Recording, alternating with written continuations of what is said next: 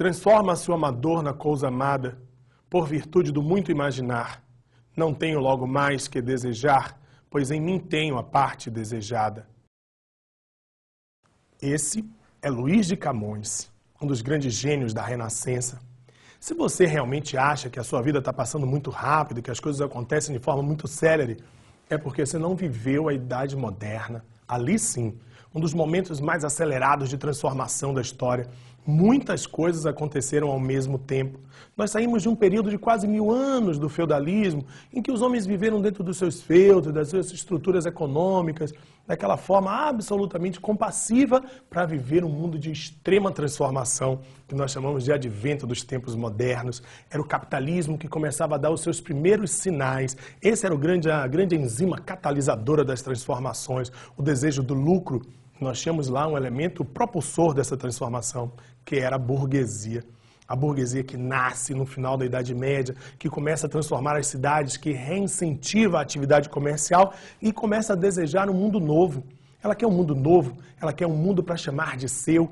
Ele vivia num mundo que ainda não era seu. A burguesia vivia num mundo que era da Igreja Católica, com uma força muito grande ainda da nobreza feudal, da aristocracia das terras, e ela queria um mundo novo.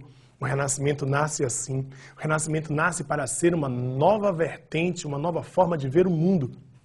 E é esse Renascimento que vai fazer aparecer gênios incomparáveis.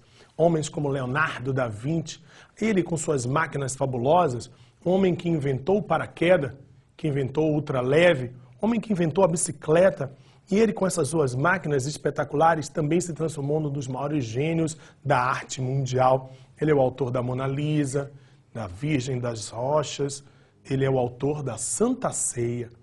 Entre eles, outros gênios aparecem aí, todos tentando construir uma visão do mundo diferente, em que o homem passa a ser o centro de todas as coisas, em que a visão teocêntrica começa a ser colocada de lado.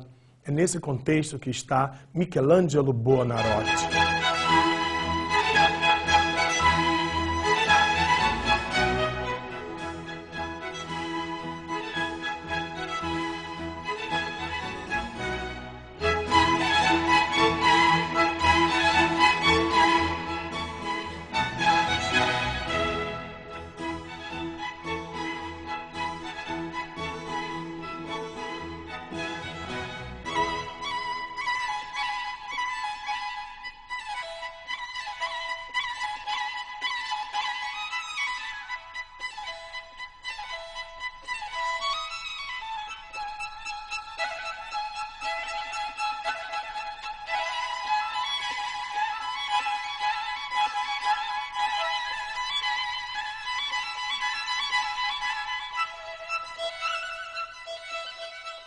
Como diz um grande amigo meu, o Renascimento foi um movimento artístico, literário e científico ligado à burguesia, mas que tinha características bem específicas. Além do antropocentrismo, o individualismo, a necessidade dos sentimentos do autor se manifestarem naquela obra.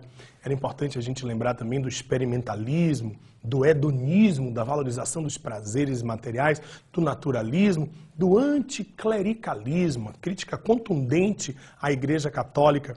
Lembrar também que era característica muito precisa do Renascimento a crítica aos valores medievais e o classicismo, o resgate dos valores greco-romanos, a necessidade de buscar lá na antiguidade, principalmente na Grécia Antiga, a identidade do homem, do centro. O homem é o centro de todas as coisas, é a referência de beleza máxima. O Renascimento que despertou a mudança dos comportamentos na Europa e fez surgir personagens como o nosso Luís de Camões. É Luís de Camões que diz: as armas e os barões assinalados da ocidental praia lusitana, por mares nunca dantes navegados, chegaram muito além da Trapobana. Camões fazia referência à expansão marítimo-comercial portuguesa, à viagem de Vasco da Gama às Índias, na verdade um reflexo de uma grande expansão gerida pela burguesia, patrocinada pela burguesia e organizada pelo Estado Nacional em formação. Era a expansão marítimo-comercial. A burguesia desvendava e buscava novas terras, conquistava os grandes impérios e o capitalismo em nascimento começa a perceber que ele tem futuro. Essas áreas coloniais vão fornecer matéria-prima gêneros básicos e vão fornecer também mercados consumidores para a economia europeia em expansão. A burguesia tem um mundo para chamar de seu, foi o Renascimento que lhe deu. A burguesia agora tem um mundo para dizer que efetivamente é seu e que dá lucro. A expansão marítimo-comercial, a revolução comercial trouxe isso, mas a burguesia precisava de mais. A burguesia queria respaldo ideológico, religioso. Imagine vocês, a igreja dizia, não ganhe dinheiro, ganhar dinheiro é feio, chama-se usura. Ela podia, mas ninguém mais. Mas ela precisava gerir, naquele momento ali, a oposição à burguesia. Impedir que a burguesia aparecesse com tanta força, mas ao outro lado a burguesia queria ganhar dinheiro, queria o lucro. É por isso que era preciso uma religião que dissesse, ganhe dinheiro, ganhar dinheiro é bom. É assim que a reforma protestante aparece. Aparece não só para atender o desejo da burguesia de ter uma ideologia para lhe respaldar, mas também para os estados nacionais. Imagine se a gente pudesse cobrar os impostos, aqueles impostos que iam para Roma, se esse dinheiro pudesse ficar dentro dos estados nacionais, controlados diretamente pelo Estado Nacional, pelo rei absoluto que começa a se estabelecer. E, ao mesmo tempo, a burguesia pensava que seria muito interessante ter uma religião que lhe desse respaldo ideológico. É por isso que surge o movimento reformista, com muita força. O século XVI é o século de grandes transformações. Primeiro, Lutero, na Alemanha, com suas teses contra a venda de indulgências. Logo depois, Calvino, na Suíça, com a sua teoria da predestinação absoluta. Calvino dizia que o sinal da salvação humana estava na bênção, na riqueza. Se você acorda todo dia cedo, trabalha, prospera, isso é um sinal de que Deus gosta de você. O que Calvino disse? Calvino disse que Deus gosta de quem ganha dinheiro. Calvino, a burguesia do mundo lhe agradece. E na Inglaterra, Henrique VIII e a igreja anglicana, vocês lembram de todos os problemas lá familiares de Henrique VIII? Casou-se com a cunhada, com a viúva do irmão, que não lhe deu filho homem. Ele alegava, na verdade, que precisava se casar com Ana Bolena, bela Ana Bolena, para conseguir ter filhos homens. Na verdade, existiam questões mais profundas aí. Um rompimento com a Espanha, que era aparentada com a Catarina de Aragão, sua esposa, e o desejo de romper com a Igreja Católica. Tudo isso levou ele a criar a Igreja Anglicana no século XVI. A Igreja Nacional da Inglaterra, a igreja da qual ele disse, a partir de agora, quem manda na religião é o Estado, estabelecendo mais tarde o chamado Ato de Supremacia, a submissão definitiva da religião ao Estado monárquico inglês. Perceberam? É um mundo que se transforma.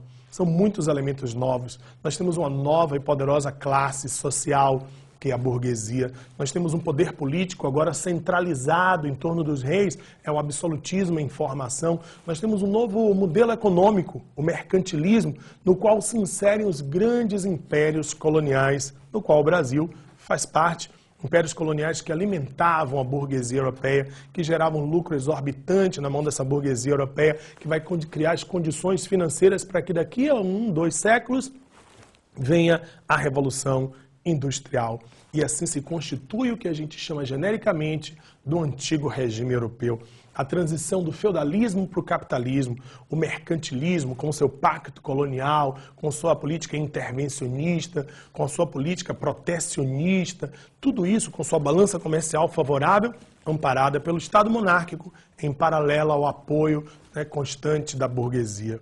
Só que nós sabemos que isso vai mudar, e vai mudar em breve, quando a burguesia começa a perceber que talvez seja muito, muito mais interessante uma intervenção direta dela no controle da economia, deixar a economia na mão do capital privado, deixar as coisas fluírem ao prazer das próprias leis econômicas, quem sabe controlar o Estado, tudo isso leva à queda do antigo regime europeu. Mas eu digo a vocês, esse é um outro capítulo, algo que veremos mais adiante. Desejo a todos vocês bom estudo e até o nosso próximo encontro.